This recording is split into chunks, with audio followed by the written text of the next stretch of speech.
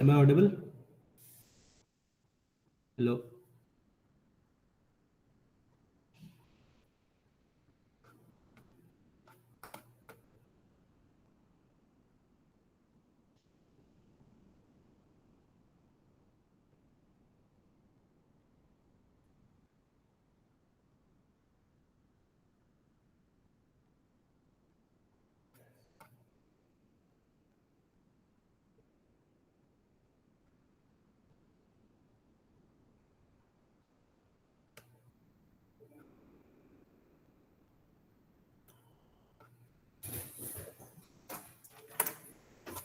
Hello. Hello. Okay.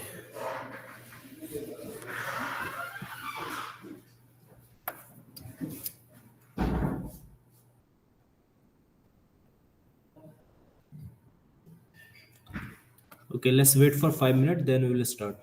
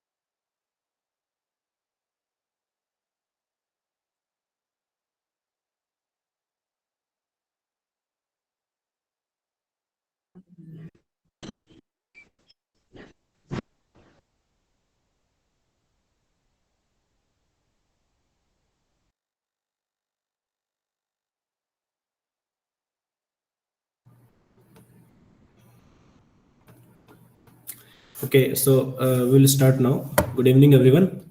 So I am Pankaj Kapdi. I am an NPTEL PMRF TA, and I'll be discussing some problems related to this week's video lectures. So this week's problems are mostly based on continuity of functions, real valued functions. So we will be discussing problems related to that. Okay. So let me first discuss what we mean by continuity of a function, or when a function is continuous.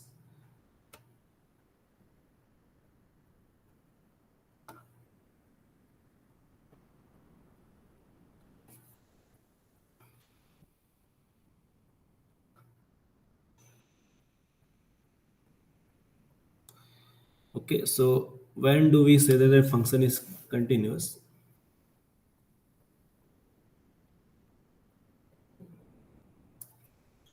Let's say you have a function and which has domain some subset of set of real numbers. So this is a function from D to R.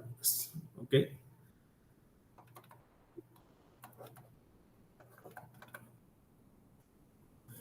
and take some point inside the domain of the function D, A inside D, and we say that fh continuous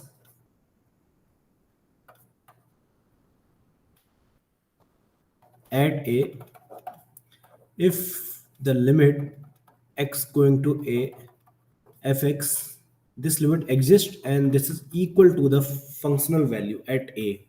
Okay, so if this happens, then we say that the function is continuous at A.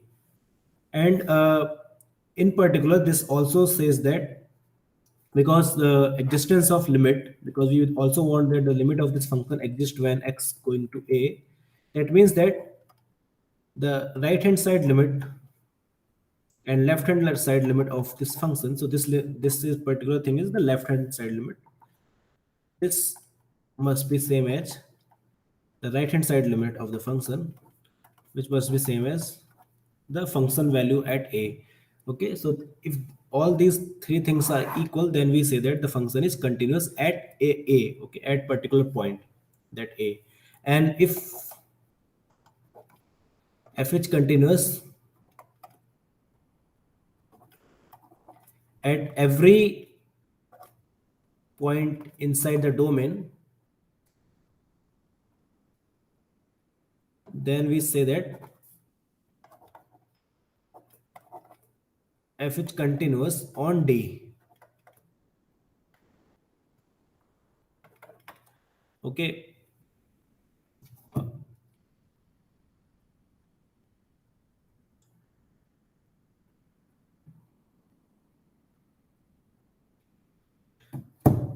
so let's see some problems, and here we have our first problem. Okay, so here we have this function which is defined like this. So the function, the definition of function is, so we are defining it x square when x lies in this particular interval. So this is a union of two interval where you remove 0 and 1. So we can say that x is in between -1 and 0, or and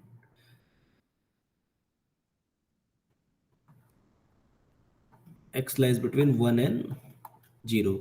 So notice that this is not less than equal to, right? So that means that this x function is x square only for these particular values of x or real numbers. So at 0 and 1 we will define them separately, and we are defining the function to be 0 when x is lies between 1 and 2. So here we are defining the function at x equal to 1 as 0. Okay, and f of 0, which is basically at x equal to 0, we are defining it to be 1. Okay, and we have to find out where this function is continuous and where it is not. So if function is not continuous at some point, then can we redefine it to make the function to be continuous? Okay, so when can we do that? When can we redefine a function so that it becomes continuous? Okay, so notice that we said that the function is continuous if the right hand side limit and left hand side limit of this function are both equal to the functional value. So when a function cannot be continuous, okay, when it cannot be continuous, so one of several things can happen. Okay, so first thing, that this limit exists. So limit may exist so that this left hand limit and right hand limit, they are equal, but it is not equal to the value of the function. Okay, so right hand limit exists, left hand limit exists, they are both are equal, but they are not equal to the value of function at a particular point. Okay, so that means so in that particular case we say that the limit does not exist at a, no, limit exists but function is not continuous at a. But we can redefine the function so that the function becomes continuous. How? Because let's say this limit is equal to L, the small L, real number. Okay, so so what we'll do, we redefine in this case, redefine f at a as, how we redefine it, we say that at a the function is equal to L, the value of the function at a is equal to L. Okay, so this old fa, this was something L prime, let's say, and this L was not equal to this L prime, and that's why the function was not continuous.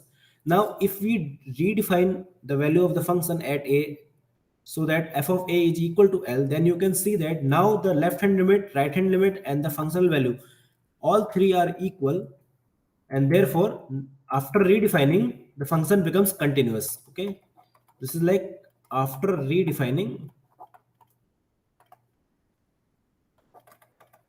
f is continuous at x equal to a.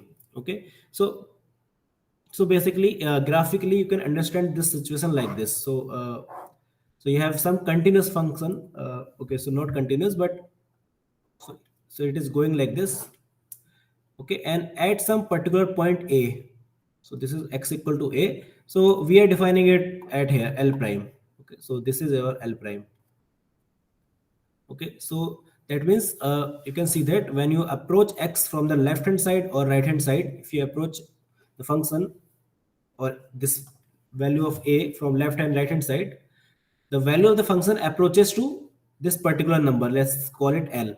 Okay, so that means this is our left hand limit and right hand limit, but they both are not equal. Therefore function is not continuous because there is a jump when you are drawing this function. Then at this point you have to go down and then come again to redraw the function. So there is a jump, this particular jump, therefore this function is not continuous here.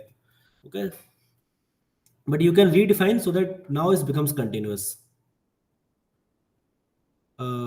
uh, okay, so another way when function cannot continuous, other situations in which function may not be continuous.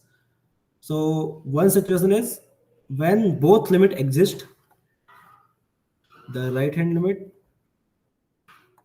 of the function and the left hand limit of the function, they both exist but they are not equal. Okay, so if these limits are not equal, then also function is not continuous. So now it doesn't matter if this one is equal to f of a or this one is equal to f of a, but one of them can be equal to f of a, but in both the limit are not equal. So in that case function is not continuous, and you cannot redefine it to so that the function can become continuous because the left hand limit and right hand limit are not equal. Okay, so graphically what is the situation?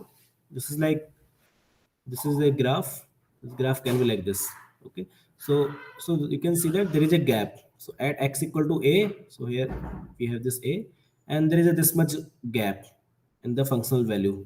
Okay, so this gap you cannot fill by just redefining the function, and because of this gap you can see that the left hand limit is this, let's call it this L1 and this L2. So the left hand limit is L2 at this point, and the right hand limit at this point, this is L1, and this both are not equal. So again, the function is discontinuous.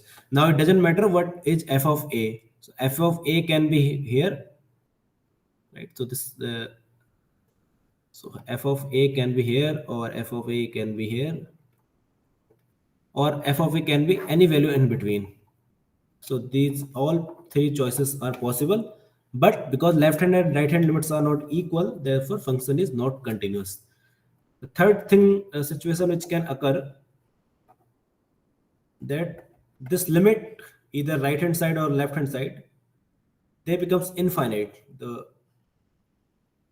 Or the left hand side limit does not exist, or right hand side limit does not exist, or we can say that they become plus minus infinity, right? Or in general, the limit at as x goes to a becomes plus minus infinity. So these kind of situation when you can have like graph of tan x function. So this is like graph of tan x function, and you can see that at this particular point, so this is x equal to, let's say, pi by 2. So graph of tan x function. So here when you approach at pi by 2, then the tan x becomes infinite, and on the left hand side, this minus pi by 2, the function, the limit of the function is minus infinity, so the limit itself doesn't exist. Okay, so this is like third case. So these kind of cases can occur when the function is not continuous. Okay, so in our problem, the first problem, we have to find out what are the points of discontinuity. So at which point function is not continuous, and can we redefine so that the function become continuous at that particular point. Okay, so first we have to find out if function is continuous or not. So observe that okay,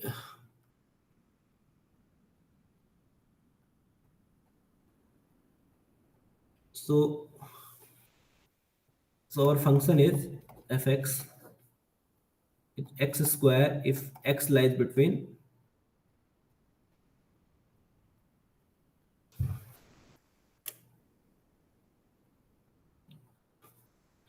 -1 0. So this close open union 0 1, and this is 0 if x lies in 1 comma 2, and when x is equal to 1. Okay, so x equal to 0. So when x is 0, and this is closed interval.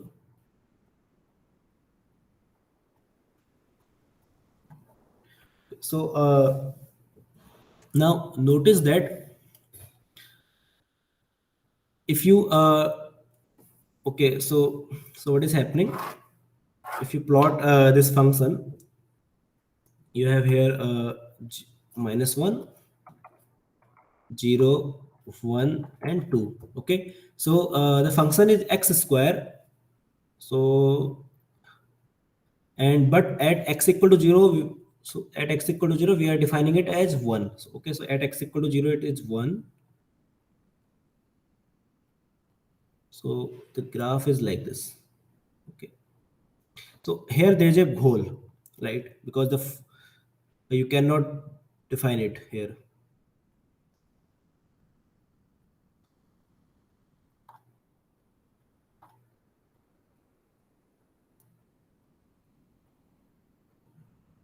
Okay, now between interval 1 to 2, the graph is like this, 0, because the function value just becomes 0. Okay, so this is a one piece of the function, this is another piece of the function. Okay, so graphically this function looks like this. Okay, so at 1, here also there is a hole, because when x is equal to 1, the value of the function is 0. Okay, so this is f of 1. Okay, so this 1 is this is f of 0, and this one is f of 1. Okay, okay, so which points are points of discontinuity? Okay, so we know that this is just a polynomial function, fx equal to x square, or let's call gx. So this function is continuous everywhere, right?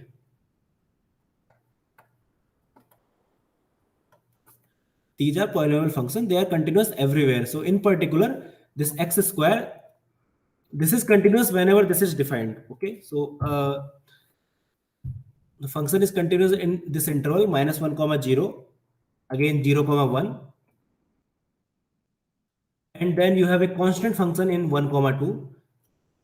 In this second interval, you have a constant function which is 0, that is also continuous. So notice that the points of discontinuity, which where we have to check the continuity, are like can be 0 and 1. Okay, so these are suspicious points of discontinuity where we have to check, because the definition of function is changing. Okay, or you can write that since gx equal to x square, and you can define some function hx equal to 0, they are continuous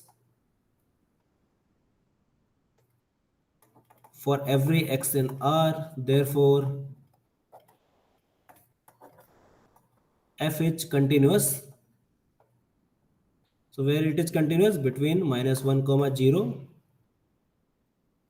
in this union 0 comma 1, further union 1 comma 2. Okay,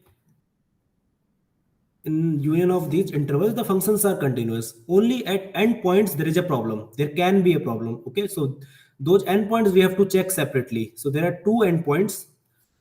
Okay, so one is this x equal to 0, because there is a gap, and at x equal to 1, these two endpoint we have to check. Or you can check this endpoint also, the left hand side, the -1, but at -1, because you cannot approach -1 from the left, the function is not defined from the left hand side. So again we cannot talk about the continuity at -1.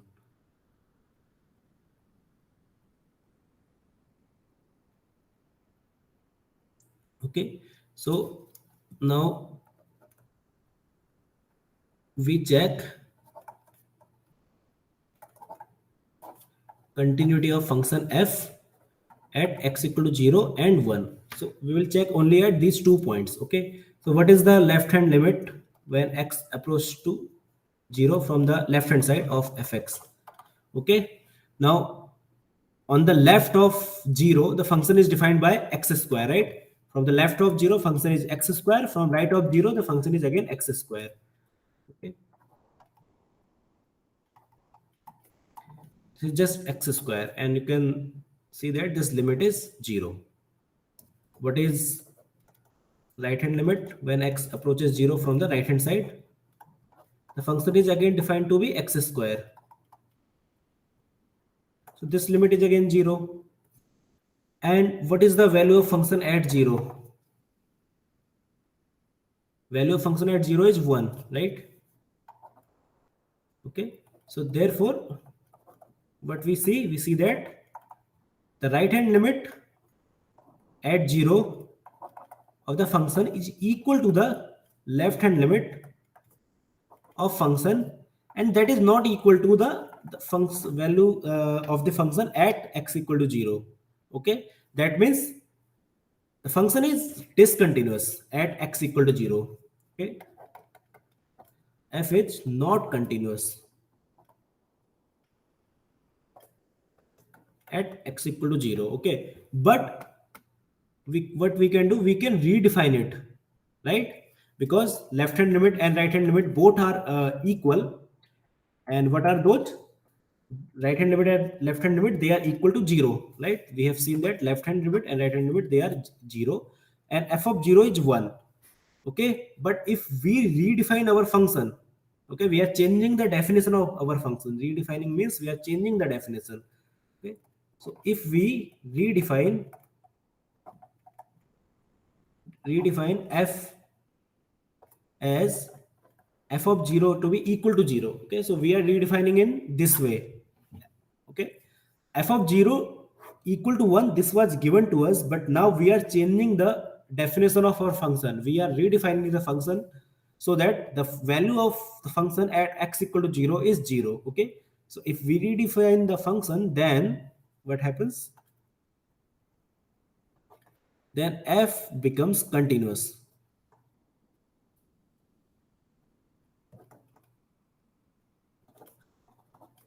at x equal to 0.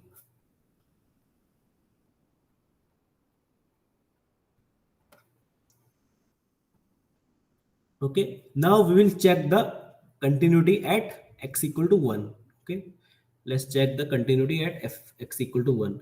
So for that we have to find the left hand limit and right hand limit. Okay, first let's find the left hand limit of function when x approaches 1 from the left hand side.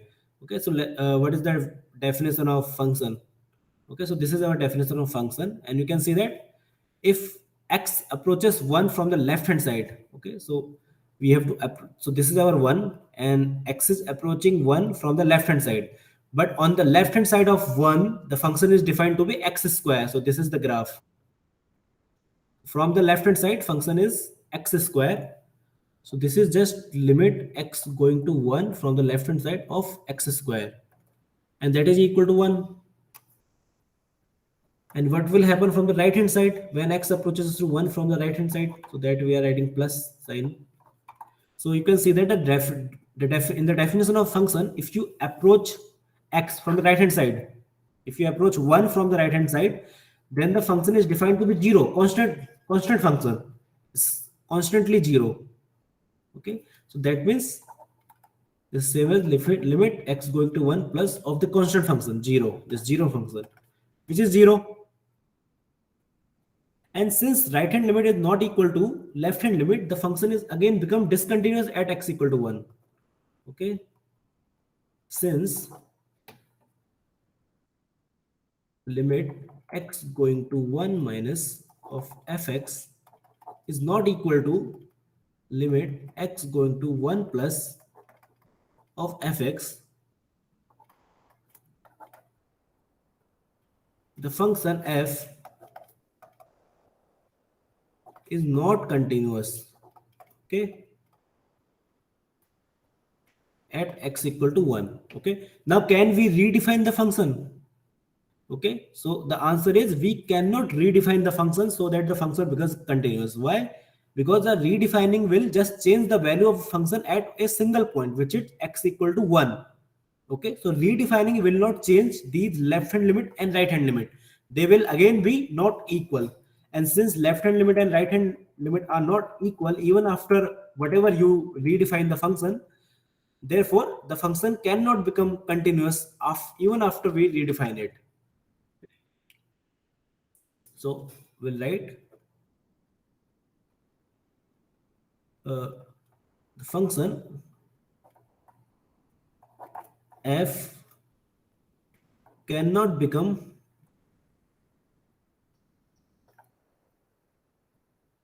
continuous at x equal to 1 even after redefining it. Okay, hence which options are correct? Okay, so which statement are true from S1 and S2? These are two statements. So S1 says that f of 0 can be redefined so that the function becomes continuous at x equal to 0, right? And this we have seen. We have seen that if we define f of 0 as 0, okay, so instead of this thing, if we define f of 0 to be equal to 0, then the function it becomes continuous. That means S1 is true, and f of the second statement s2 is f of 1 can be redefined so that the function becomes continuous at x equal to 1. This we have seen that s2 is false, right? Because the left hand and right hand limit are not equal. Okay, so the second option is correct here.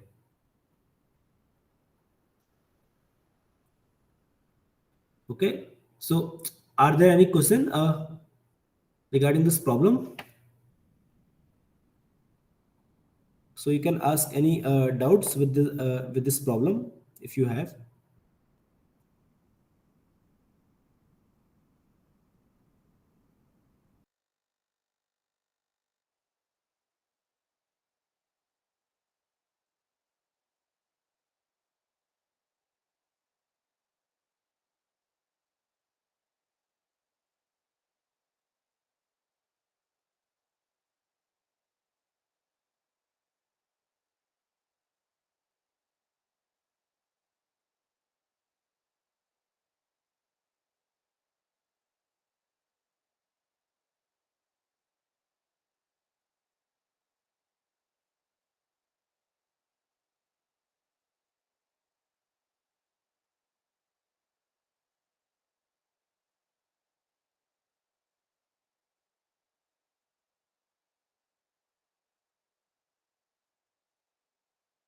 So your mic is muted.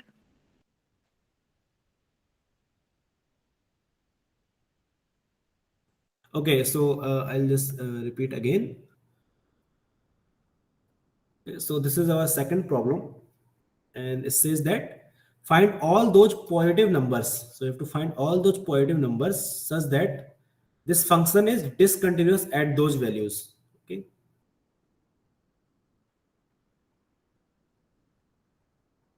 let's find out where this function becomes discontinuous.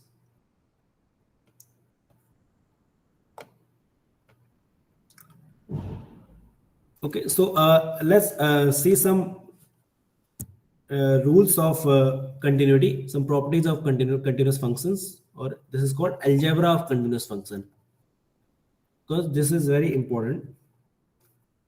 Algebra of continuous function. Okay, so what does it says? So it says that if you have continuous function, let's say f comma g comma h, all are some subset of r to r are continuous, are continuous at, let's say, x equal to a inside our domain. Okay, let's note right h. Then the first property says that if you add these functions, that means how do we add two functions f plus g? We add them pointwise. Okay, so f plus g at any point x is same as add these real numbers fx plus gx. Okay, so if you add two functions, then the sum, this summation, this f plus g, this is also continuous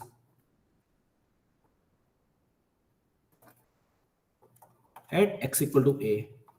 Second property says that again, if you uh, let's say some real number in R, k belongs to R. Okay, so for k in R, k times f. So if you multiply a function by k, so how do we multiply a function by k? At any point x, we multiply the functional value fx by k. Okay, so this is the definition of kf. This is the definition f plus g. So this kf is also continuous. So algebra of continuous function means when what algebraic operation you apply on the functions, so that uh, after applying those algebra, the resulting function is also continuous. Okay, so the sum of two function is continuous, difference of two function is also continuous. If you multiply a function with a real number, then again it becomes continuous.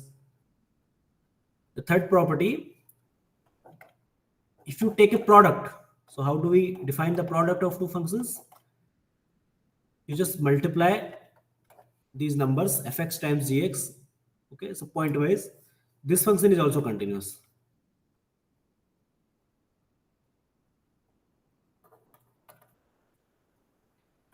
Fourth property says that if you divide a function by another function, okay, so how do we define this division? We divide pointwise. Okay, so we divide fx by gx, and assuming that this gx is not zero, so this also becomes continuous at x equal to a. Okay, so this is called algebra of continuous functions. Okay, and to us, so in our problem, we are given this function that gx is equal to x times tan x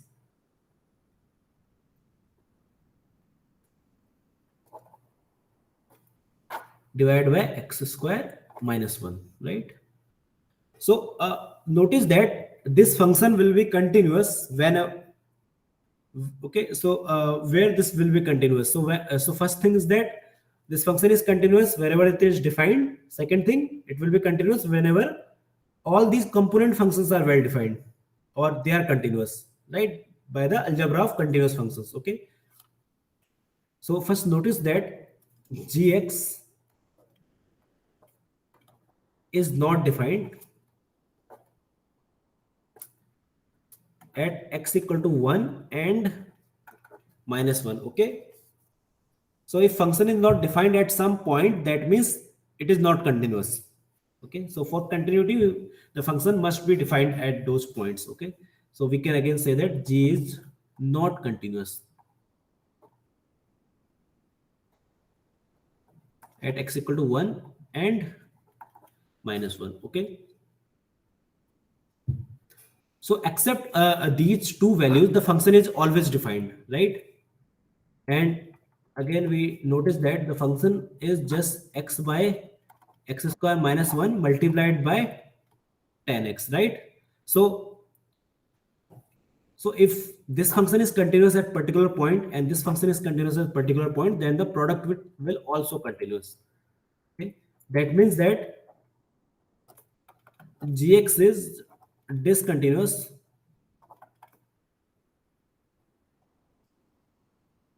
at x equal to a if and only if this 10x function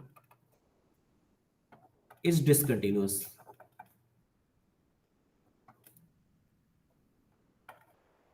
Okay, so if tan x function is discontinuous, then the given original function gx is also discontinuous, right? Because if tan x is continuous, then this everything is also continuous at those points. Okay, so whenever it is defined, and we have already noticed that the function is defined when x is not equal to plus minus 1. Okay, so we are just removing x equal not equal to plus minus 1. Okay, this set, because function is not defined. So or we can write that r minus this set. Okay, so in this particular set, this particular function is always continuous. Okay, why this is continuous? Because you can see that again, algebra of continuous function, right? Algebra of continuous function. Why? So you can see that x is continuous everywhere. Now x square is continuous everywhere. X square minus 1, the difference of two continuous function is also continuous. Then you are dividing two functions which are continuous. And we are making sure that the denominator is non-zero. How denominator is non-zero? Because we are removing plus minus 1 from the definition of the function or domain of the function. Okay. So therefore this function is continuous everywhere. So there is no problem with this function. Everywhere. Where? In r minus plus minus 1. Okay, so at those points the function is not defined because the denominator becomes 0. Okay, so therefore we have to find out the point of discontinuity of tan x function. So when tan x can when this tan x function is not continuous, so tan x is not continuous.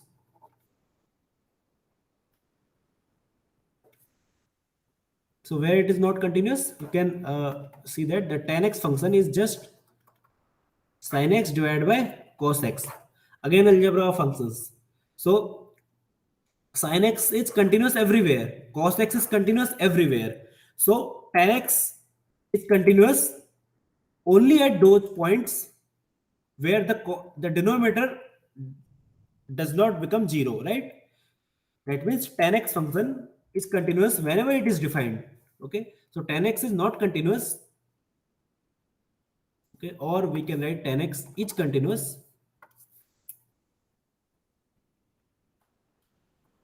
whenever it is defined. Okay, so whenever tan x function is defined, it is continuous because it is just quotient of or the division of two continuous functions. One of them is sin x and one other is cos x. So these are both continuous functions everywhere. They are continuous everywhere, and we are dividing these two functions. Okay. So therefore, so tan x is not defined if cos of x becomes 0. Okay, so if cos of x becomes 0, that means the function is not defined as those particular points. Okay, so we have to find out when cos of x becomes 0. Okay, so cos of x is 0 if and only if x is equal to pi by 2, right? So if x is pi by 2, then it is 0. At 3 pi by 2, again cos is not defined. At 5 by 2, again cos is becomes 0. It is defined, but it becomes 0. Like this, it will go on. And what is the pattern here? You can see that these are all odd multiples of pi by 2. Okay. Similarly, you can take the negative sign also, plus minus. You can take the negative off because cos minus pi by 2 is also 0. Okay, and these are all odd multiples of pi by 2. That means you can write them as 2n plus 1 times pi by 2, right? With such that n belongs to z. So this is something separate. Okay. Okay, so we can say that cos of x becomes 0 if and only if x belongs to this set. What is that set? All the odd multiples of pi by 2. Okay, so because we want odd multiples of pi by 2, that's why we are adding 2n plus 1, because 2n plus 1, these numbers are always odd. If you put n equal to 0, then you will get 1. If you put n equal to 1, then you will get 3. If n equal to 2, then you will get 5. You will get all the odd numbers. You can put negative values also. If you put n equal to minus 1, then you will get minus 1. If you put n equal to minus 2, then you will get minus 3. So you will get all these odd multiples of pi by 2. Okay, so we'll let n belongs to z. Okay, but notice that our question asks for only positive numbers, all positive numbers t, such that the function is discontinuous at x equal to t. Okay, and we have how many we have all the numbers, but there are positive and negative both kind of numbers, right? First we note that the function g is not continuous at x equal to 1 and minus 1. And again, because cos x becomes 0, and therefore tan x is not defined, therefore tan x is discontinuous in this particular set, this set which we have find out. Okay, let's call it S. So from this set we have to just find the positive numbers. Okay, so in general we can say that finally gx is discontinuous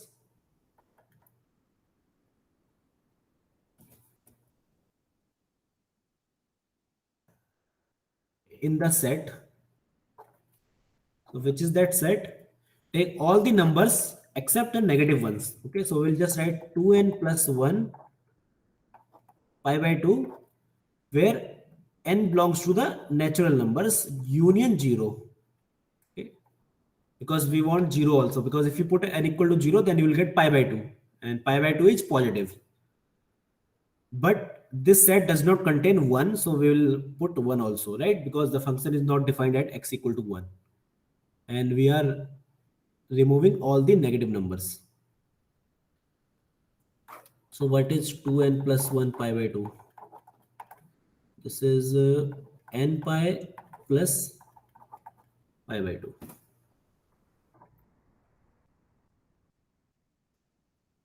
Okay, so which option is correct here?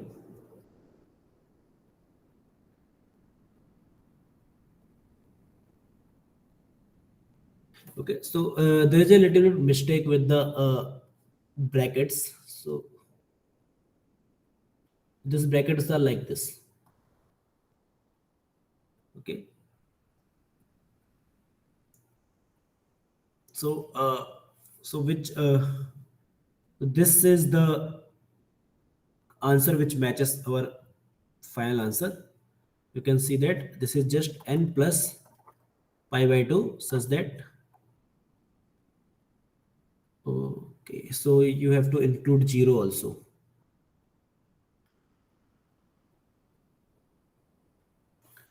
Okay, so n equal to 0, 1, 2, like this set.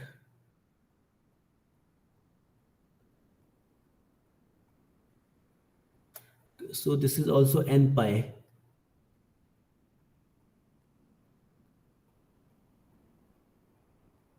No, this was correct.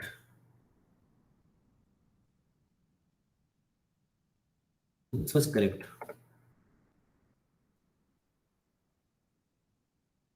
Yes. You can see that n pi plus pi by 2, this we can write as n plus half into pi by 2 into pi. N pi plus pi by 2, n plus half into pi. They have written this only, okay? N plus half into pi, right? I think there's just this small problem that they have to include the 0 also. Okay, so this second option is correct.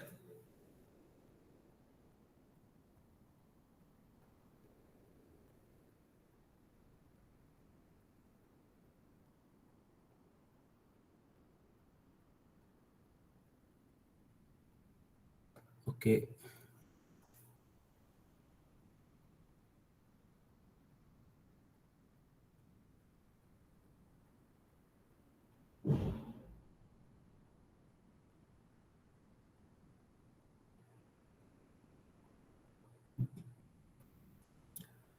Okay, let me confirm which option is correct. I think we are doing everything right.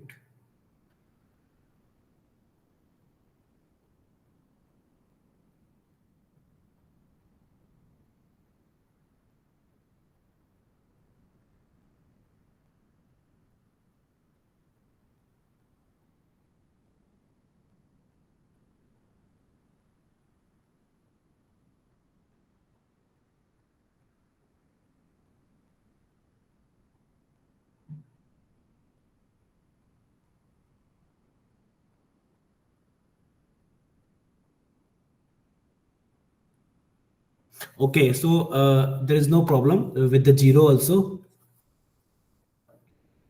Okay, so you can see that the last option is correct. Okay, so so what is happening, we are writing our set as the point of the set of discontinuity as n plus half into pi, where n is from 0 1 to all union 1, right? And they are writing it this as a minus sign. Why? Because we are also we want to include pi by 2 also, right? So if you put n equal to 1, you can see that if you put n equal to 1 here, then what you will get 1 Which minus half times pi, right? And that is exactly equal to pi by 2. which And week we because are we are covering? writing n plus half, that means we have to include n equal to 0. So both of these sets are actually same. Okay, so this set is exactly to n minus half pi, where n is equal to 1 to all these things union 1. Okay, so someone is saying something. Which week we are covering today? Okay, the fourth week. So so these questions are related to the videos of fourth week actually, but this is actually the third live session, but the problems are from the fourth week. Thank you. Okay. Okay, so the last option is correct. Okay, why the second option is not correct? Because you can see that it doesn't include pi by 2, right? If you put n equal to 1, then you will get 3 pi by 2. Okay, so pi by 2 does not belong to this set. Okay, therefore it leaves one point of discontinuity. Therefore this option is not correct. Okay, and these are not correct. Why? Because they leave this particular part 1. The function is not continuous at x equal to 1 also, and therefore this is also wrong because it doesn't include pi by 2. So only the last option is correct. Okay, so this set of discontinuity, this we have written, it is precisely equal to n minus half pi, where n starts from 1 comma 2, all these natural numbers union one more point which is 1. Okay, so any questions?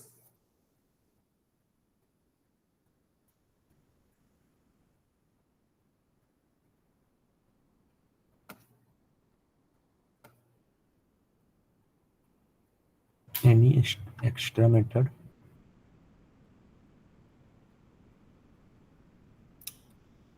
Okay, so you cannot have any extra method actually. This is like the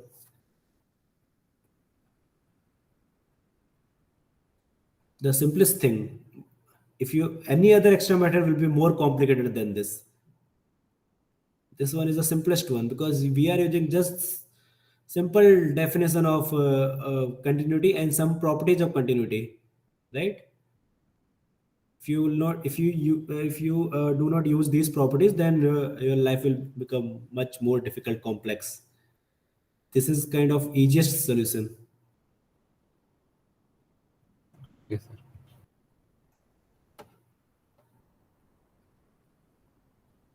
because we are just finding all those points where the function is not defined. Okay, so function is not defined. Why? Because you can see that in the denominator we'll have, okay, so you can see that why this function is not defined, because if you write tan x as x times sin x, then in the denominator you will have a cos x, right? Cos x into x square minus 1. Now you can see that we are just finding those points where the function is defined, because this x, this is defined everywhere, sin x is defined everywhere, they are continuous functions. Cos is defined everywhere, x square minus 1 defined everywhere, both are continuous functions. Okay, so if you use the properties of continuous function, that means this function is continuous whenever this function is defined, because every component function is continuous everywhere. So we have to just find those values where this function is not defined. So where this function is not defined, precisely at those points where the denominator becomes 0. So where the denominator becomes 0, that we have to find out. Now this part becomes 0 when x equal to plus minus 1. And when cos x becomes 0, so cos x becomes 0 at pi by 2, minus pi by 2, 3 pi by 2, minus 3 pi by 2. So all these are all the points of discontinuities of this function. And except these points, the function is discontinuous everywhere. Okay. So this is like the easiest or the smartest or shortest path to the solution.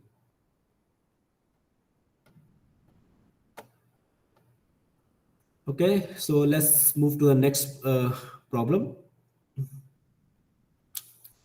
So here, this is a easier problem. The function is defined as x square minus alpha if x is strictly less than 3, and beta times x if x is strictly greater than 3, and is equal to 1 if x is equal to 3. And you have to find the product of alpha beta. That means find the values of alpha and beta, or directly find the product alpha times beta.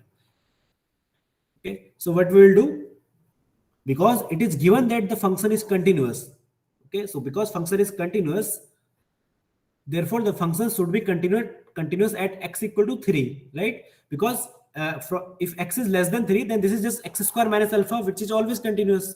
If x is greater than 3, this is beta times x, which is also always continuous. So only point of discontinuity can happen, the function can become only discontinuous only when its definition changes, right? Its definition changes at x equal to 3.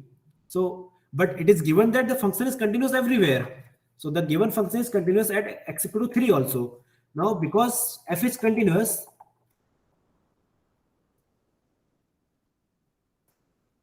at x equal to 3, that means that the right hand limit or left hand limit of the function, they all are equal, right? Just by the definition, all are equal to 1, because this is 1 is equal to f of 3.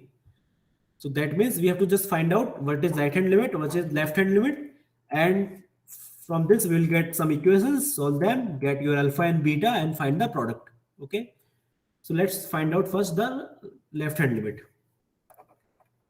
Limit x goes to 3 from the left hand side of fx. Okay, so if x approaches 3 from the left, that means x is less than 3, right? So because x is less than 3, the definition says that the function is on the left of 3 is x square minus alpha. That means we are finding this limit. Okay, so this limit is 9 minus alpha, right? Now the right hand limit is x going to 3 plus. So because x is approaching 3 from the right hand side, that means that x must be bigger than 3. And when x is bigger than 3, the definition says that the function is defined to be beta times x, right? So this must be equal to 3 beta. Now, since function is continuous, this left hand limit and right hand limit both are equal to 1, right? So from equation, if you call this equation as star, okay, so from equation star, we have that 9 minus alpha is equal to 1 and 3 times beta is also equal to 1. So this will say that alpha is 8 and beta is 1 by 3. So what is alpha times beta? It is 8 by 3, right? That means the second option is correct. Okay, so any questions?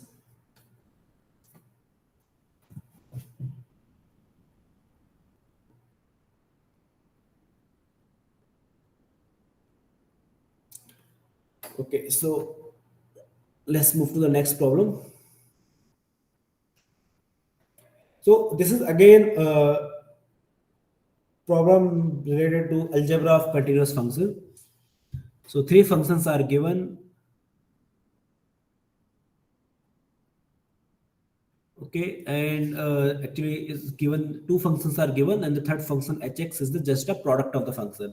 Okay, and I have told you that in the algebra of functions, if f is continuous at a point and g is continuous at the same point, then the product function h is also continuous at that point. Okay, but what happens if we say that, let's say h is continuous? Okay, so if product is continuous, can we say that the both function are continuous? This is like asking the reverse of our algebra of continuous functions, right? In algebra of continuous function, we say that if f and g both are continuous, then the product is continuous. Now we are asking the converse, right? If the product is continuous, can we say something about f and g? Okay, so for finding out which statement is true or false, what we will do, if some statement is false, then we will give some counter example, or we will give some example that will show that the statement is false. Okay, so so we will show that the first statement, this one is false. Okay, this is false. Why this is false? So we'll define two functions fx as, let's say, 0 if x is less than 0, 1 if x is greater than equal to 0. Again, gx is 1 if x is less than 0 and 0 if x is greater than equal to 0, right? So what are these functions? You can see that the first function is 0 and 1. Okay, so here is a hole. This is f. What is g? G is 1 up to, again there is a hole, and there is become 0. Okay, so if you multiply this function fx times gx, okay, which is we are calling that hx, then what you will get? You get 0 for every x in R, right?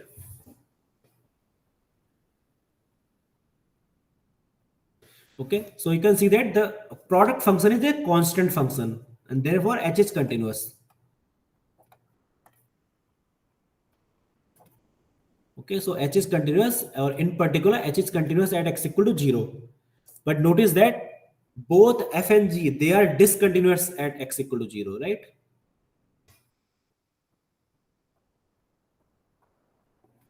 Both f and g are not continuous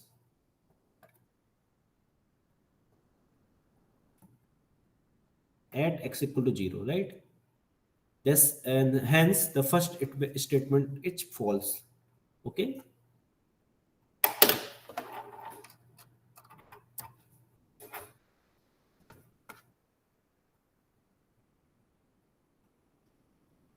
What about second statement? So it says that if hx is not continuous, then the both functions are not continuous. So can that happen? Okay, so hx is not continuous,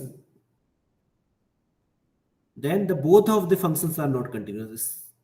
So we will say claim that this is also false. The second statement is also false. Okay. Can someone provide an example so that the second statement is also false? Okay, so anyone, you don't have to raise your hands. You can directly unmute yourself and you can ask the questions. Sir H Yes. किसी और function के लिए तो continuous हो सकता है ना sir? किसी और फंक्शन के लिए क्या मतलब? मतलब एफ एक्स कुछ दूसरा फंक्शन मान ले, कंटिन्यूअस फंक्शन। हाँ, लेकिन जब हम बोलते हैं कि ऐसा हमेशा होगा, that means that it should happen always, right? If you claim that, because these are arbitrary functions, right? If in particular, there can be some examples where after taking the product, that hx is continuous, right? Because in the algebra we say that if f is continuous and g is continuous, then product is continuous, right? या सर। But वो लेकिन उल्टा हमेशा true नहीं है. If product is continuous, then it can happen that one of f or g may be discontinuous, and for proving that we are giving one example. Okay, we are saying that the first statement is false. Okay, so there's a condition. So the statement start with h. It says that if h is continuous, okay, then something happens. If the first statement is true, then the second part is also true. Okay, so these are composite statement. Why? Because they are related by this if and then. If and then. So there is a one statement. This statement is p, call it p, and this is another statement, call it q. Okay, so this kind of statement, in logic we write it like this: p imply q. That means if p is true, then that will imply that q is also true. So if p, then q. These are these kind of statements. Okay, so in the algebra of continuous function, it is reverse. There we say that q imply p. That means if q hold, that means if f and g are both continuous, then the product is also continuous. Okay, so this statement is true, but this statement is false. Okay, why? Because of this counter example. Okay, so in general, the first statement is false. Now, in general, the second statement can also be false, right? The second statement says that hx is not continuous, then neither fx is continuous nor gx is continuous. So how can both are not continuous? It might happen that one of them is continuous from f and g. Okay, so observe that if f is continuous and g is discontinuous, then the product is also discontinuous. That you can actually prove that. Okay, but for giving some examples, let's take fx as the same function which we have defined earlier. X is less than 0 and 1 if x is greater than equal to 0. Okay, and gx we will take constant function 0 for every x in R.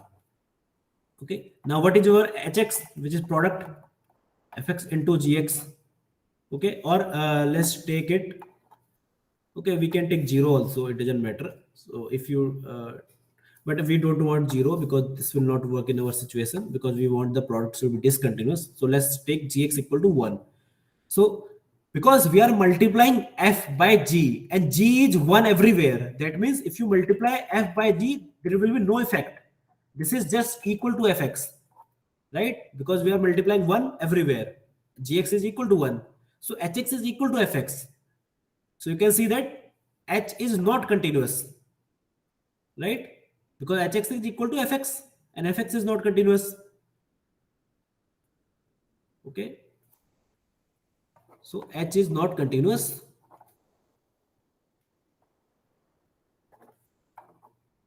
but g is continuous because g is constant function. So g is continuous. That means the second statement is also false. The second statement says that if h, the product, is not continuous, then the both of these functions should not be continuous. Neither fx nor gx is continuous. That means that f and g both are discontinuous.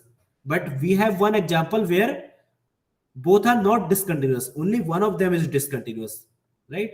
That means the second statement is also false.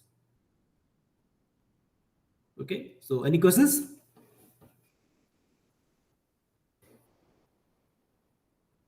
Are you getting this? What is happening? Okay, so third statement says that if at least one of fx or gx is continuous, then the product is continuous. Now, the result which I have told you, the algebra of continuous function, that says that if both f and g are continuous, both, okay, note that if both f and g are continuous at a point, then the product is continuous at that point, okay? And this statement says that at least one of them, then hx is continuous. So you can see that the same example will work. The same example will work, right? Because in these two functions, f and g, at least one of them is continuous, right? Which one? G is continuous, but product is not continuous, right? It says in the third example, it is written that the statement is like that. If one of them, f or g, is continuous, then the product is also continuous. But it is wrong. Why? Because we have this example again. The same thing will work for third option also. Because g is continuous, out of f or g, at least one is continuous because g is continuous, but product is not continuous. Product is discontinuous. Okay, so this statement is also false. Now, therefore, the last statement must be true, and that is actually the case. If product is not continuous, then at least one of them is not continuous. That is true, right? So, what is the correct option? If hx, which is just a product of two functions fx times gx, if hx is not continuous,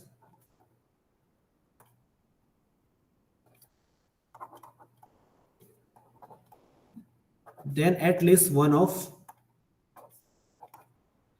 f or g is not continuous. Why this is true? Because if both are continuous, then the product is continuous, right? This is the negation of the previous statement, the algebra of continuous function.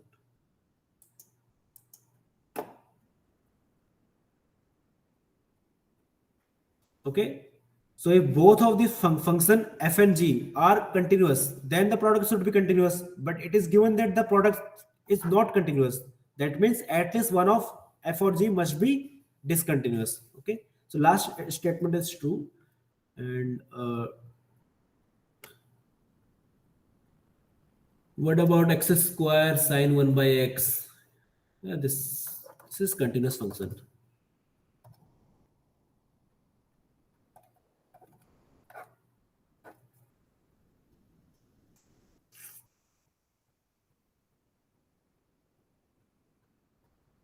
Yes, so this is continuous function. Sir, F is continuous at x sir, my equal to point 0, is x square is continuous but function at x equal to 0. But sine 1 by x x was equal to 0, discontinuous, but sine of 1 by x is not not continuous. continuous. But Yes, product sine is of 1 by continuous. x is discontinuous, but product is Yes, sir. continuous. Yeah, that can happen. Okay, so we are not saying that. Even we are giving an example where one of function is discontinuous and one is continuous. You can see that.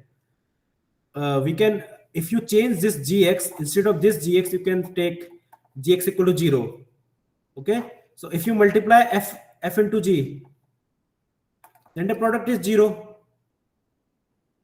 right? So f is discontinuous, g is continuous, the product is continuous. So all this thing can happen. Okay, so this thing can also work and counter example for some of these statements which these statements are written, right? Okay, so this can be work for the first statement. Okay, so note that the first statement says that hx is continuous, then both functions should be continuous. But we have another counter example where the product is continuous, this product is continuous, but these parts, if let's say this is hx and we call this f and g, okay, Now the product is continuous, but one of them function is not continuous, which is sine of 1 by x, which is not continuous. Okay. So this example also work for the and counter example for the first statement. If hx is continuous, then both functions are continuous. This is false. Why? Because we have examples where this does not hold. Okay. But if product is not continuous, then one of them must be discontinuous. Okay, that is also this statement is true, which we have written here. Okay, so if product is continuous, then we cannot say about anything about the component. Okay, so note that. So this just explains you this fact that if hx is continuous, what is hx? It is fx into gx. If the product is continuous, then we cannot say anything.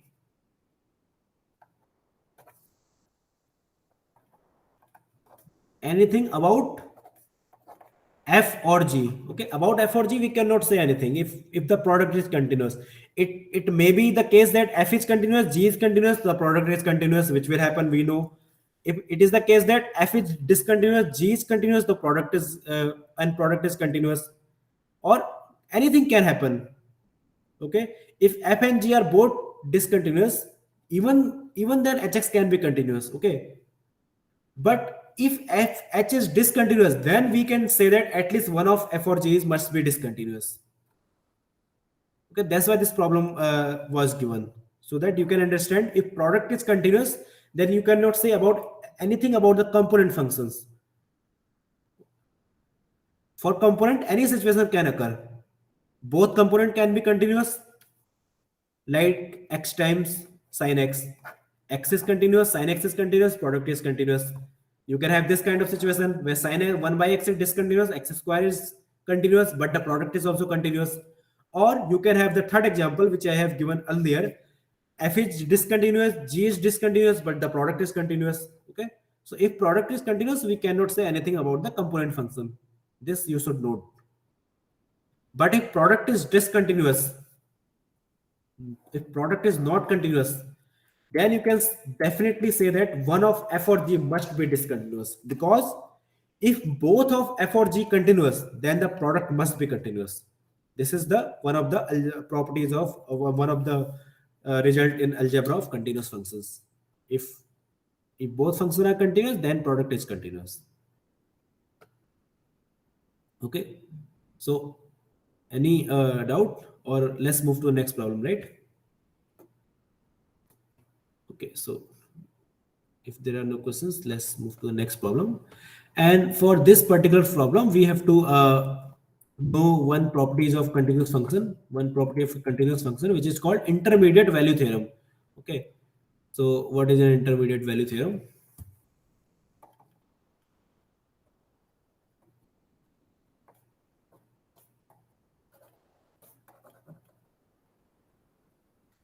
Okay, so this is the result is very intuitive. So it just says that if you have a continuous function, right? Let's say this is a continuous function, or we can write some complicated continuous function, right? So the algebraic continuous function just says that if two values are achieved by your continuous function, so achieved means you can see that right?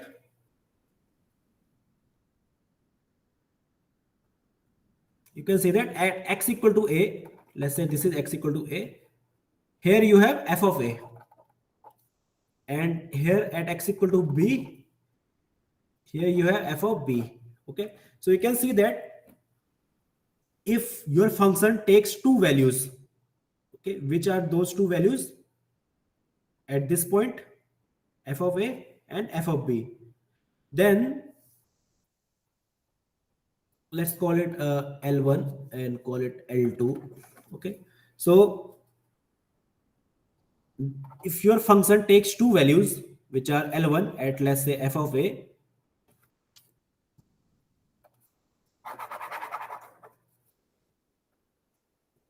okay, so f of a L1, and we have f of b L2.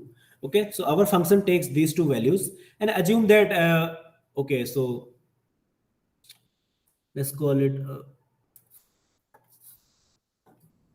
okay, because in our diagram we are writing L1 to be bigger, L1 is positive and L2 is negative. So let's write this as L2 and B and this as L1 and A. Okay, so our function, continuous function, okay, the f is continuous, the function is continuous. Okay, and it takes two values. What are those values? L2 and L1. So f takes L2 means L2 is f of something that okay, so if that happens then we say that f takes L2.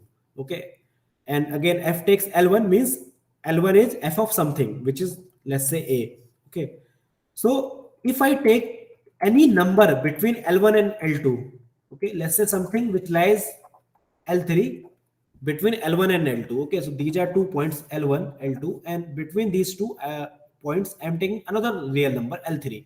Okay, somewhere here, let's say L3. So can we say that f takes L3 also? That means that does there exist some x inside the domain of the function such that L3 is equal to f of x? Can we say that?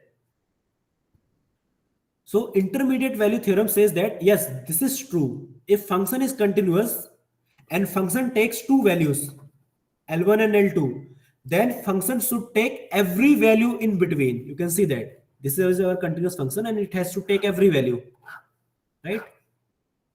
Function takes all the values. Whatever, wherever you go, function takes every value. It can take those values more than one time. You can see that here at this point the function takes this value more than one times. Okay, this is intermediate value theorem, and one application of this intermediate value theorem is the root finding problem. Okay, so if let's say you are given some function or a polynomial, let f is a polynomial. Okay, so if f is a polynomial, that means that f is continuous always. Okay, so these polynomials are always continuous. Okay, and you want to find out the roots of the polynomial. Okay, that means what do you want to find? You want to find such point where the function becomes zero, the polynomial becomes zero. So what are polynomials? Polynomials are these kind of function: x to the power n plus a naught x to the power n minus 1 plus a n a some constant. Okay, so these are polynomials. Okay, and if at some point a f of a is less than 0 and at some point b f of b is greater than 0, that means what is happening? Your continuous function at some point becomes negative, right? At a the function become negative and at b function become positive. That means the function must cross x-axis to go from a to b, right? It has to cross the x-axis because it is continuous by intermediate value theorem. Intermediate value theorem, why? Because 0 lies between f of b and f of a, right? F of a is negative, f of b is positive. That means 0 lies between f a and f of b. Now intermediate value theorem says that there must exist some x in the domain of functions such that f of x becomes 0. That means there is a root between the interval a comma b. Okay, so this x also exists between a comma b. Okay, so this x actually belongs to a comma b. So this intermediate value theorem we can use for finding roots of polynomials, and we have the same kind of problem. Okay, this question number 5 where we have to use intermediate value theorem to find out if these equations have some roots inside this interval. Okay, we have to check this interval only. If your function given equations, so one equation is this, one equation is this. Okay, so you can define two function fx, which is x cube minus 2x square plus 3, another function gx, which is x cube minus 11x plus 7, and now you want to check if inside this interval -2 comma 3 if your functions have roots or not. Okay, so what do? You just find out the value of f and g at these endpoints. Okay, so what is f of -2? Can somebody find out what is f of -2? You have to just put -2 in the equation. So -2 cube 2 into -2 square plus 3, right? This is -8, 8 plus 3 minus 13. What is f of 3? 3 cube 2 times 3 square plus 3, 27, 18 plus 3. This is 12, right? Now, because f of -2 is negative and f of 3 is positive, by IVT means intermediate value theorem, by IVT, there exists some point x naught inside the interval -2 comma 3 such that f of this x naught is 0. Okay, so there is a root of f between -2 comma 3. What about the second equation? That means the second function. Okay, so for that also we find out what is g of. Okay, so first let's write what is gx.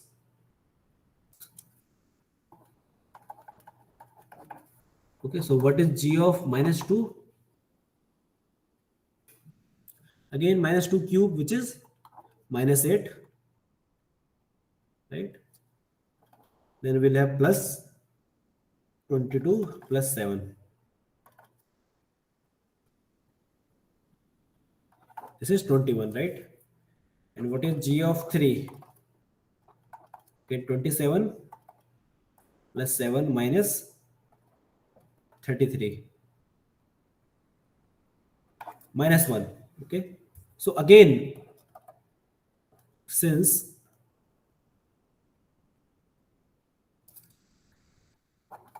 g of -2 is less than 0 and g of 3 is greater than 0, or actually the signs are reversed. So g of -2 is positive and g of 3 is negative because the function changes the sign, right? And it is continuous. So continuity is very important for the intermediate value theorem. If function is not continuous, then you cannot use these kind of results. Okay, so this conclusion is false if the function is not continuous, and these are polynomial functions, so they are always continuous. Okay? Because this happens by intermediate value theorem, by IVT,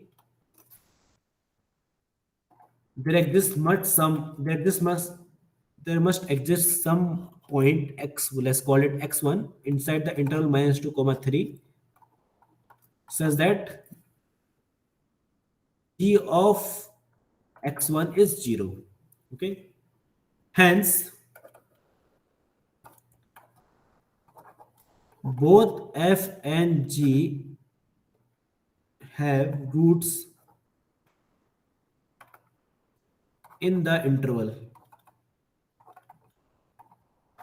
In which interval? This -2 comma 3. Okay, therefore the first option is correct.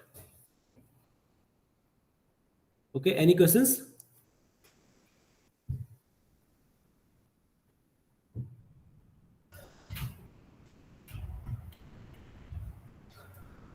Sir -2 और 3 हमको sir पता नहीं हो sir, exact root निकालना हो तो कैसे निकालेंगे sir?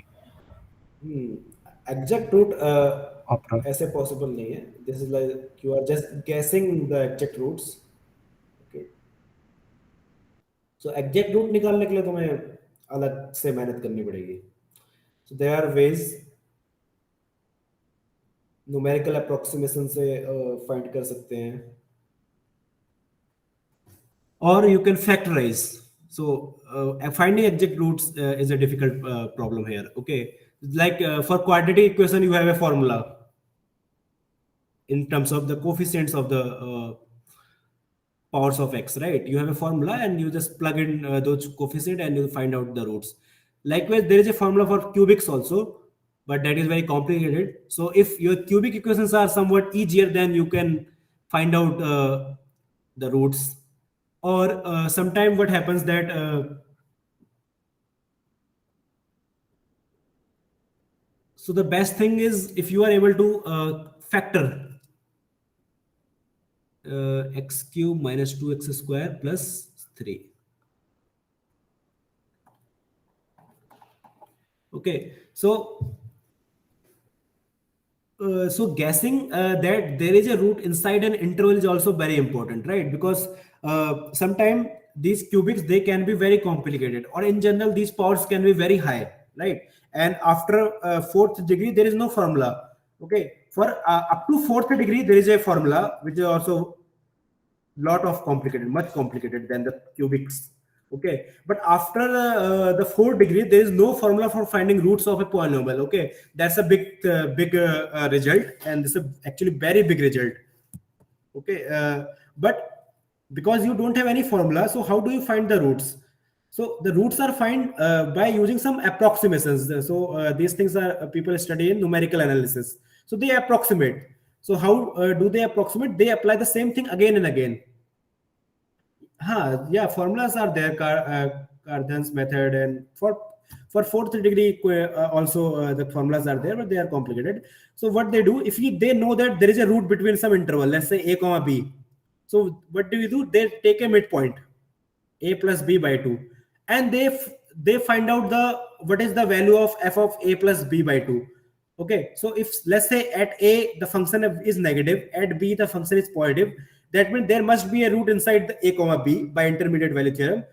Then you take the midpoint, and the midpoint is a plus b by 2. Then you find out what is the sign of f of a plus b by 2. Let's say it is negative. Okay, that means the root must be in this interval, because the change of sign happening in the right hand side. But if this thing is positive, then the change of sign is happening on the left hand side. So like this, at every iteration they reduce their size of the interval. Okay, so now if your roots in this interval, then you again make it half, find the midpoint, find its value. Let's say it's negative, that means root must be in this interval. And if you do these kind of iteration, let's say 1,000 times, 10,000 times, a lot of times, then you will get a very good approximation of the root. Okay, in that interval.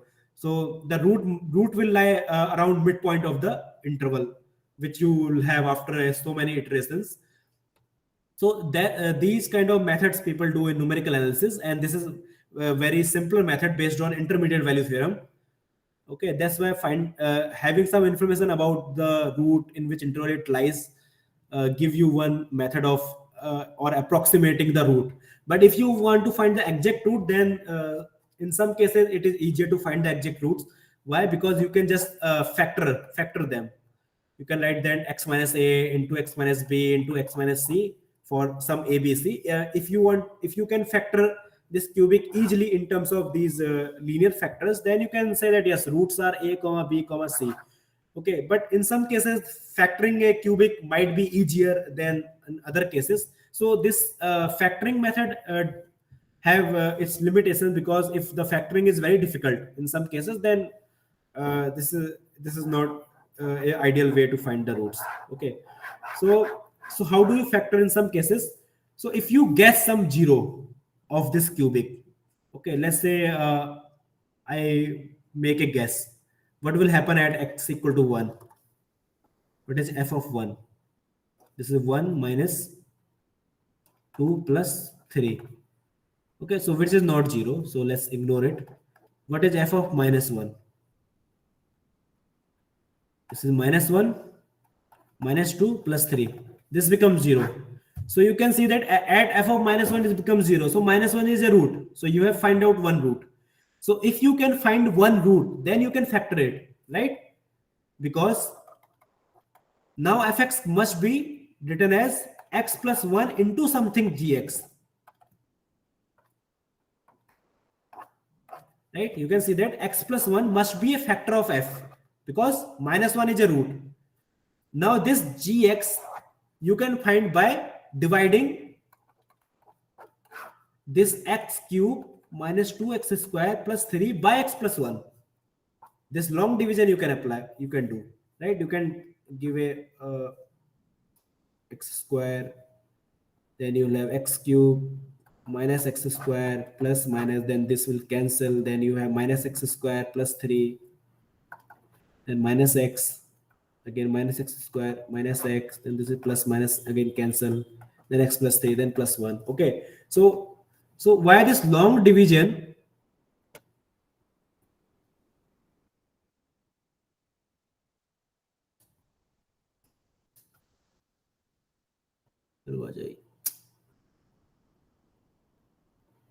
Okay, so this long division kind of technique only applies if you can guess one roots like this. We have guessed one root, that is -1. So if you can guess one root, then you can apply this long division method, and you can factor your polynomial into two parts. Now we have factored our polynomial x cube minus 2x square plus 3 as x plus 1 into x square minus x plus 1. Now you can just find out roots of this part, that you can find out easily because there are simpler formulas for finding that.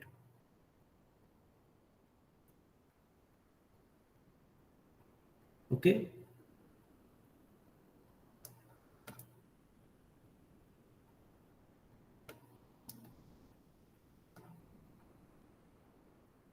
let's move to the next problem.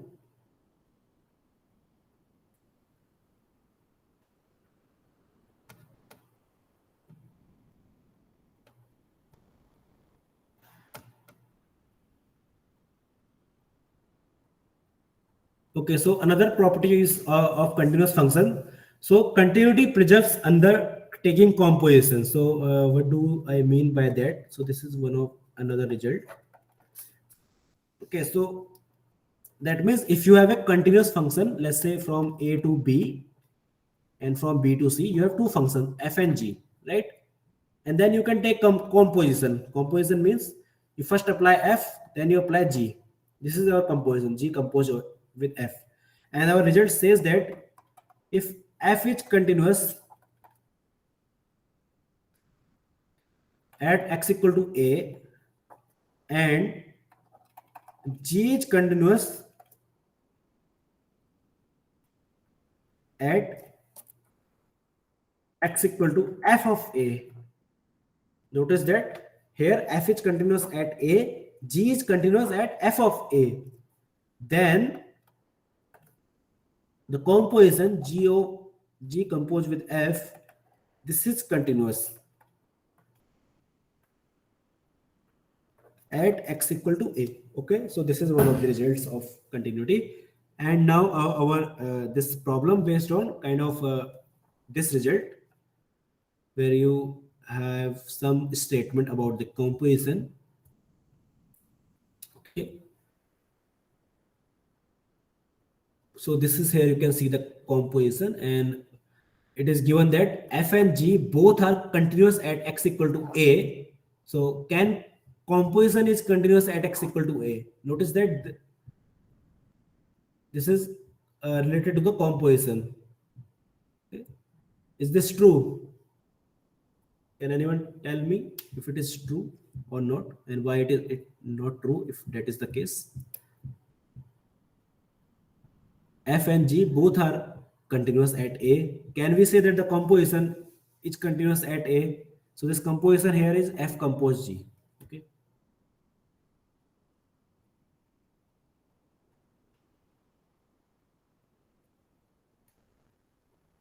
We have a result on composition.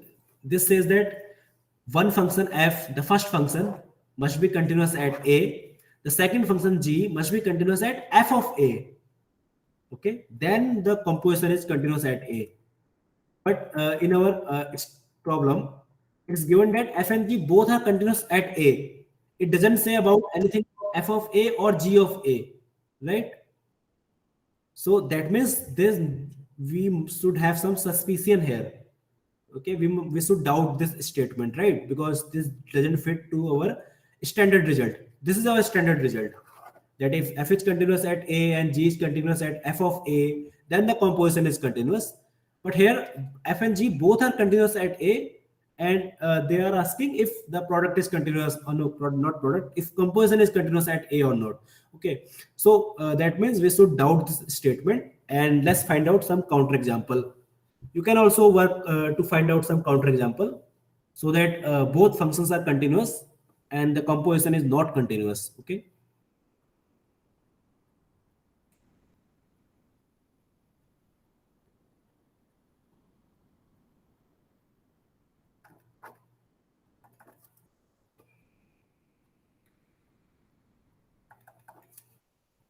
Okay, so we'll take these functions fx as this,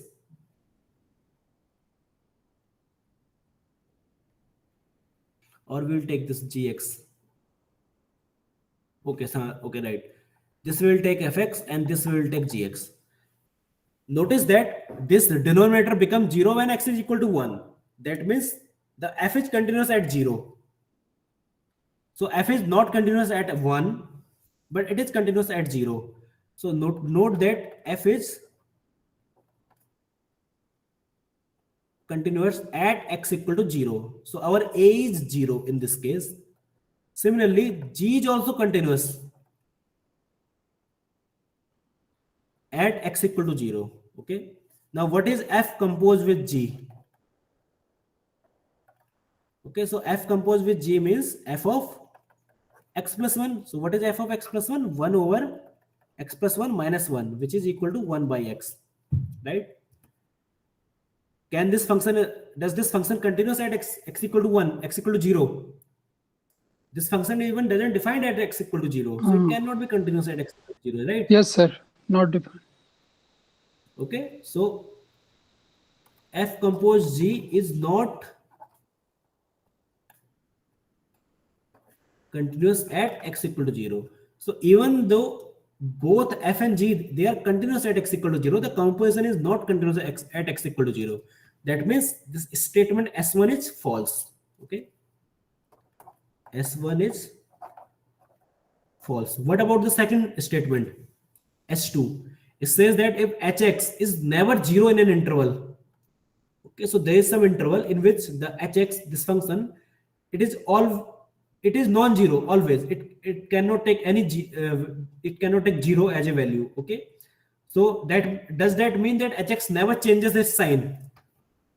Okay, note that in the previous one or two problems we were discussing about the changing of signs, right? We know that if function changes sign, if a continuous function changes sign, that means it must become 0 at some point, right?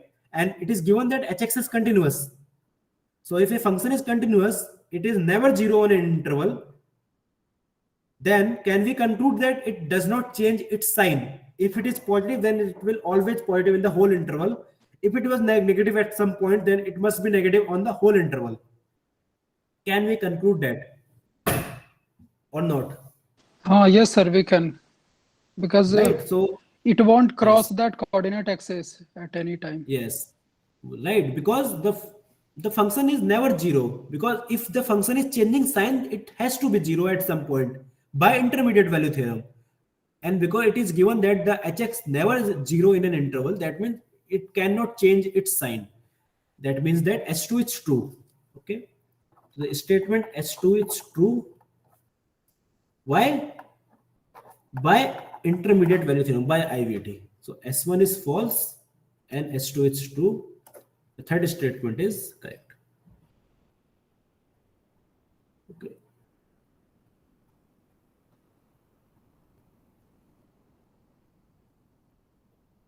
Okay. Where this function is discontinuous. Repeat, sir. Second statement. Which statement? Second. Okay, for the previous question, this Yes. question 6. Okay, so we are saying that the second statement is true, S2.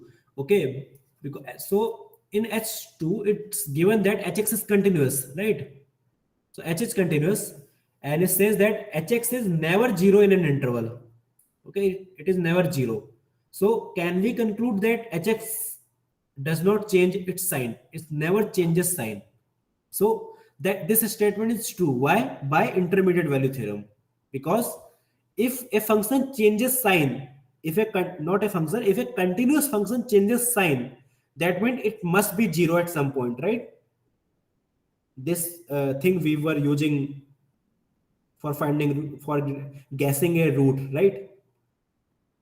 Because when we were guessing a root, we had a continuous function which was changing its sign, and that's why we assume we conclude from intermediate value theorem that the function must become zero at some point, right? And in this problem, it is given that Hx is never zero. Because it is never zero, it cannot change its sign, right? Because if it was changing its sign, then function must become zero at some point. So is this making sense? Okay, sir. Thank you. Okay, so if this is fine, let's move to the next problem. Okay, so can you tell me where this function is discontinuous? Sir, at pi. Okay, so at pi it is discontinuous. Why? Because it is not defined at pi. So what is the largest subset of R on which the function is continuous? Sir, meaning of largest subset of R? Okay, so meaning of largest subset of R means, okay, so this function is discontinuous at pi. Okay, so that means we can say that this function is continuous on 0 comma pi. On this interval, the function is continuous, right? On this interval pi comma 2 pi, the function is continuous. Again, on this interval pi comma 4 pi, the function is continuous. So can we find out the largest subset of R on which the function is continuous? Because we can give so many subsets of R, right? On this function, on this subset, the function is continuous. On this subset, function is continuous. On this subset, function is also continuous. Because the function is discontinuous only at x equal to pi. Okay, so f is Fourth is the answer, sir. discontinuous. Sir, R Fourth is the minus pi. fourth is the answer. F is discontinuous only at x equal to pi. So the largest subset of R must be R minus pi. You just remove pi from the R, and everywhere else the function is continuous. So the largest subset of R must be the third option. The minus infinity to minus. Last Sir, option, minus pi. sir, can we say Dar here fourth hoga. about removables discontinuity? I mean, Okay. can So, we remove so this? okay, so let's find out if can we remove this discontinuity or not. Okay, so for that you have to find out what is the limit when you approach at pi, right? Limit when you approach pi of this function cos x divided by pi minus x. Okay, so what we will do, pi minus x will take it some variable t. Okay, so note that if x approaches to pi, then t approaches to 0, right? So this limit becomes limit t approaching to 0 cos. So at this x we will just replace by pi minus t, because x is equal to pi minus t. In the denominator we just write t. Now what is cos pi minus t? Can someone tell me? Cos pi minus t is cos t minus cos t. This is minus cos t and divided by t, right? So what is this limit? Does this limit exist or not? Okay, you can see, It does not exist. yeah, it does not exist. The limit does not exist. Okay, so since limit itself doesn't exist, it doesn't matter what is the value of pi. Okay, even if we define at pi something, because initially the function is not defined at pi, right? This function is not defined at pi because denominator becomes 0 at pi. So even if we can define, okay, f of pi is 0 or whatever, the function cannot be continuous because the limit itself doesn't exist, right? So if limit was existing, let's say if we get that limit is 0, then we can say, okay, f of pi is 0, then the function becomes continuous because the limit is same as the functional value. But this cannot happen here because the limit doesn't exist. So if limit exists and the right hand limit and left hand limit are same, they are equal, then you can redefine the function so that the function becomes continuous if the function was not defined properly. Okay. So, sir, what will be the conclusion? Like, this function is not continuous at This at any function point. is not continuous at pi, and this function cannot, and this discontinuity is not a removable discontinuity. You cannot remove this continuity. Okay. Okay, So sir. here, that the thing which you are asking, that x equal to pi, this is it's not a removable discontinuity. So removable discontinuity mean if you can redefine the function, then the function becomes continuous, and that is not the case because the limit doesn't exist. So x equal to pi is not a removable discontinuity. Okay, but in the problem we were asked only the largest subset of R on which the function is continuous, and that is the last option, because everywhere else except pi, just remove pi from the R, everywhere else the function is continuous. Okay, so next problem. What is the largest subset of this interval on which the function is continuous? So this is just remove that. This is a minus. You are removing minus, removing 0 from the real numbers.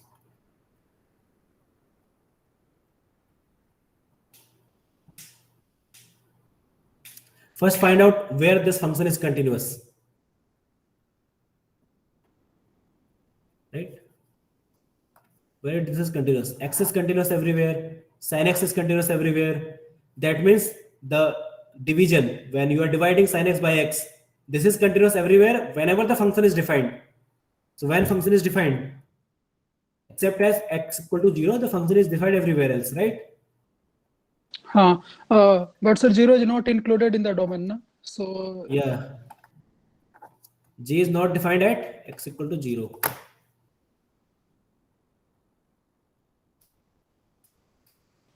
so sir, B na minus infinity to 0.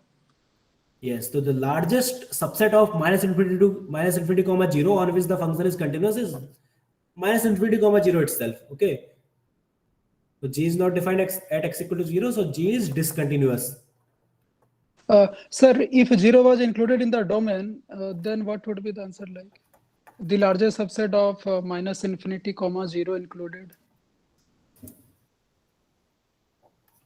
Okay, so if you include 0 here, still the largest subset is this only, right? Because at 0 it is not continuous, it is discontinuous. But this discontinuity is removable. You can remove this continuity. Why? Because if you take limit of x going to 0, sin x by x, then this limit is 1, right? So you can define your function at 0. Okay, so even though this function now it is not defined at 0, right? But you can define separately that at 0 you want this function to be equal to 1. Now the function is defined at 0. So after redefining, the function becomes continuous.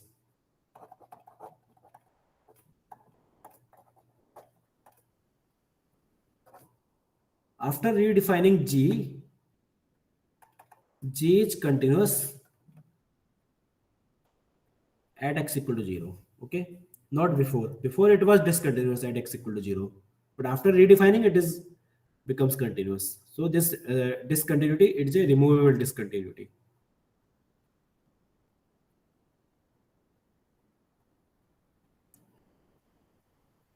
Yes, sir. Correct. Okay, so again same kind of problem, intermediate value theorem. Then we have another application of intermediate value theorem.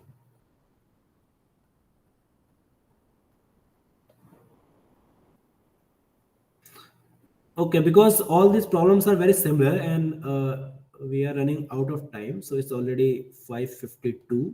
So we'll just discuss this last problem, which is one of the interesting problem, where you have to again find out which one is true, S1 is true or S2 is true. So, okay. So we are not doing these problems, which I have included them, but you can see that we have already discussed this application of intermediate value theorems, and you can again use the change of sign method and find out when the sign of function is changing to find out.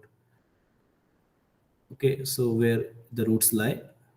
So we'll discuss this problem. This is one of interesting problem. So we have to again find out which statements are true. S1 is true or S2 is true or both are false or both are true.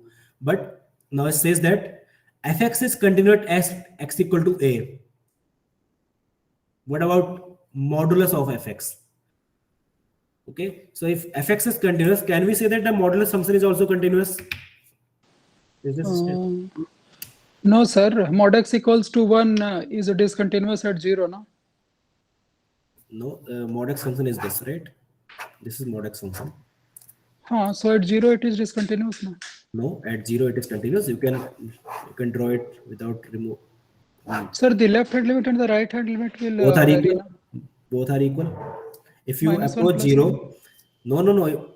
How? If you approach 0 from left hand side, the left hand limit is 0. If you approach 0 from right hand side, left hand limit is also 0. How can they be -1 and +1? 1 is here, -1 is here, right? The functional value approach through 0. You can see that. That's why these are straight lines. The functional value also approaches to 0 from the left and from the right, both sides. Function is continuous at x equal to 0. There is no problem. Okay, yes. Function is continuous. I think they are not differentiable at 0. Yes, this function is not differentiable at x equal to 0. That's yes, a different thing. Okay, so it is continuous. So what about this first statement? Is this true? If fx is continuous at x equal to a, can we say that the modulus of fx is also continuous?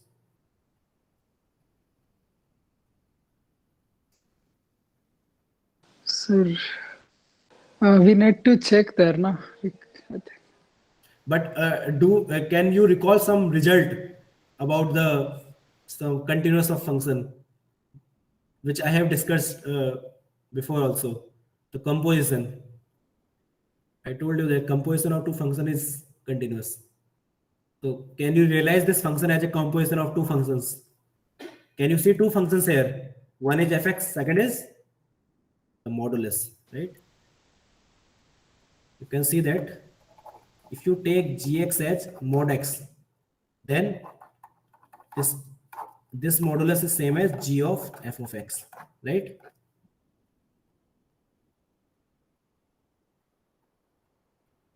Is this fine? Sir, f of x equals to mod x. No, if you take gx equal to mod x, then the mod of fx can be written like this, g of fx, right or not?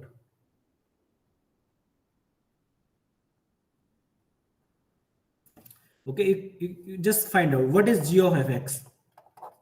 So g is just the mod, gx is mod x. Just follow this definition. What is gx? It's just mod of x. So what is g of fx? This is mod of. Sir, the function f of x, can you write there? It is just a function.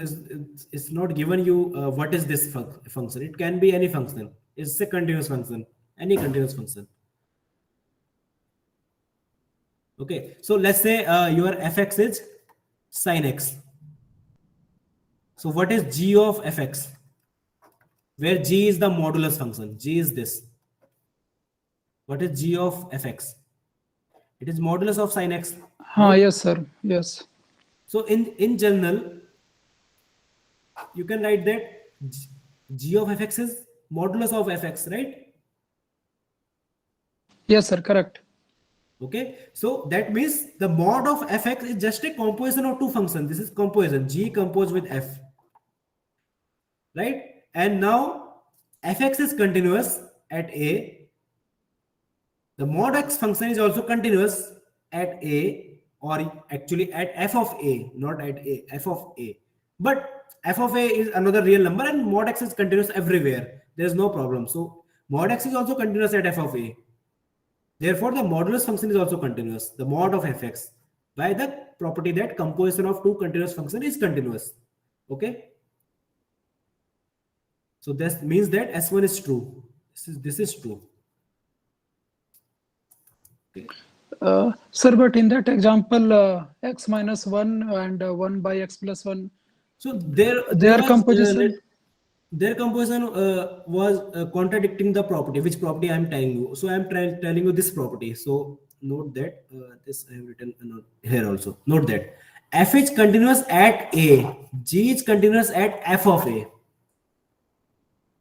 Okay, then you can say that the gf is continuous at x equal to a. So point also you have to keep in mind.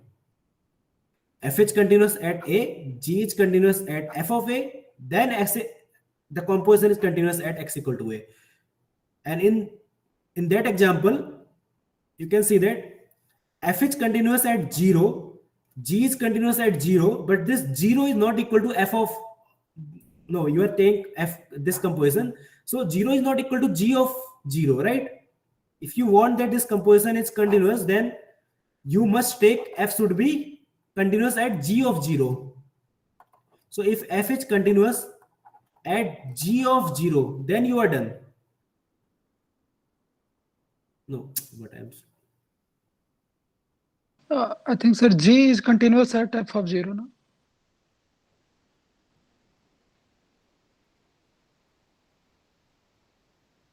okay, so I am writing something wrong, right? So g is continuous at 0 and f is continuous at g of 0.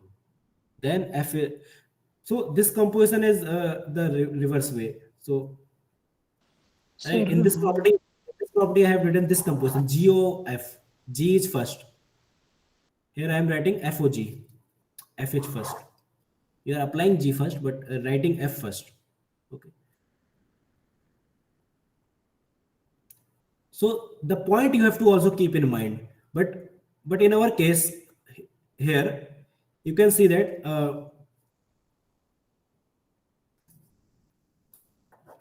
f is continuous at x equal to, let's say, a, and this modulus function is continuous at f of a, x equal to f of a, right? Because mod x is continuous everywhere. So you don't have to find the value of f at a. It has to be continuous at f of a also, right? Because it is continuous everywhere, and therefore the composition is continuous. Therefore, this composition mod of fx is also continuous at x equal to a. Okay.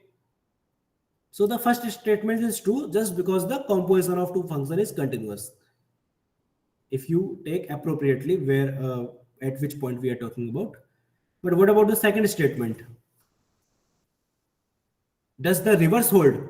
If the modulus is continuous, can we say that the fx is also continuous?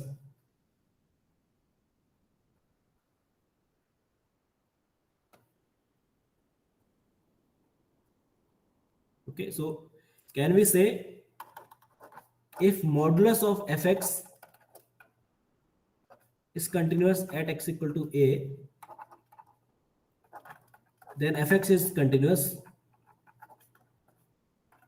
at x equal to a. Is this true?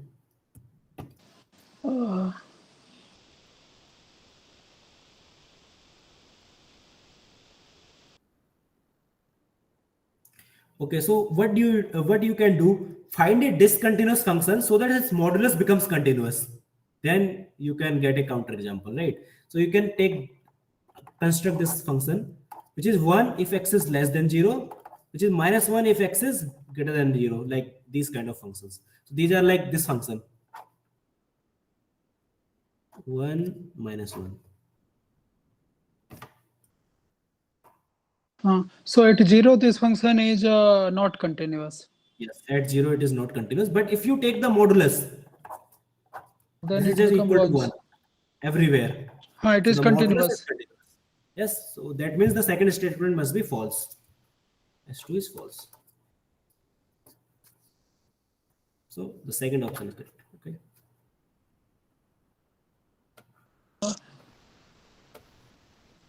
Sir, in the last step, how will we write in f of x and g of x form this? mod f of x equals to 1.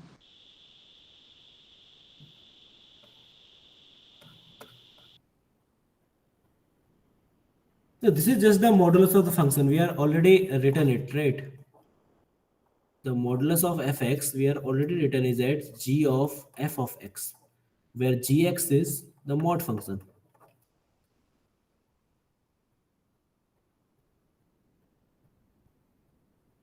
हाँ sir ठीक है. But for this particular function, if you apply the mod, this negative sign also becomes positive, right? That's why it's a constant function, and the function becomes continuous after taking the modulus sign. Okay, that's why this example serves as the counter example to that the second statement S2. Okay, so we are done for today, and now we will meet next week with another set of problems. Okay, thank you everyone for joining this session. Okay. Thank you, sir. Yes, you're welcome. Thank you, Sir, sir. this notes and video will be there now in the portal. Oh, I don't know about the portal, but you can find the video. So this video, the recording, I will upload on my YouTube channel. So the recording you can Sir, find and the out notes there. also. And the notes also that And you have the written. notes, I have in the last session, I have shared the this Google Drive link for my folder where I will upload these notes. So if you don't have that link, then I can share it again. So on that folder, I will upload the link. Upload this PDF. Where is that?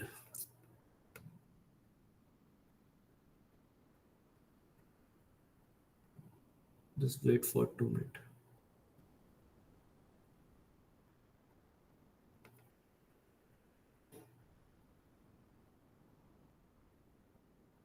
Okay, so for the video also, I can give you the folder link. Okay.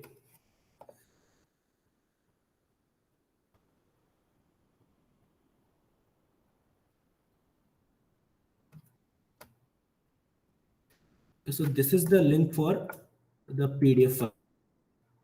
So I will upload them later. So you can check after some time. It will take some time for me also to uploading these videos and PDF files. For Yes, sir, I video, got it, sir. okay, so for video also, I'll just share the link.